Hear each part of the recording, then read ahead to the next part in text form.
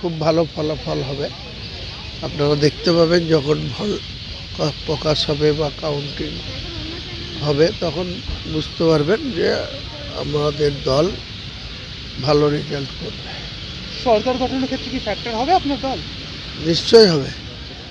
কোনো দল আজকে যারা বিজেপি চেষ্টা করছে সরকারে আসার, টিএমসি সরকারে আছে, ওনারা চতুর্থবারের জন্য সরকারে আসার চেষ্টা করবে, এটা স্বাভাবিক। কিন্তু আমি বলছি যে তারা কেউই মেজরিটি পাবে না, তাদেরকে আমাদের উপরে নির্ভরশীল হতে হবে। মানে আপনার দল সরকার গঠনের ক্ষেত্রে একটা নির্ণায়ক ভূমিকা পালন করবে। থাকবে।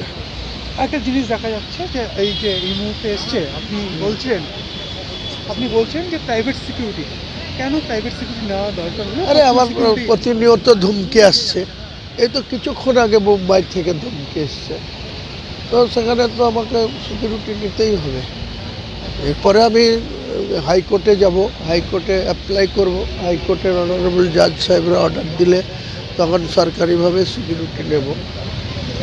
রাজ্য সরকারের তরফে তো যে রাজ্য পুলিশের যে সিকিউরিটি, সে 3 জন তো এখনো অব্দি আছে আপনার, হ্যাঁ আছে। তারপরেও কি প্রাইভেট সিকিউরিটি নিতে হলো? আরে বাবা, আমার সিকিউরিটির প্রশ্নে আপনাকে কেন এত কোশ্চেনের উত্তর দেব? আমার প্রয়োজন আছে তাই নিতে হলো। কতজন এসছে? 8 জন।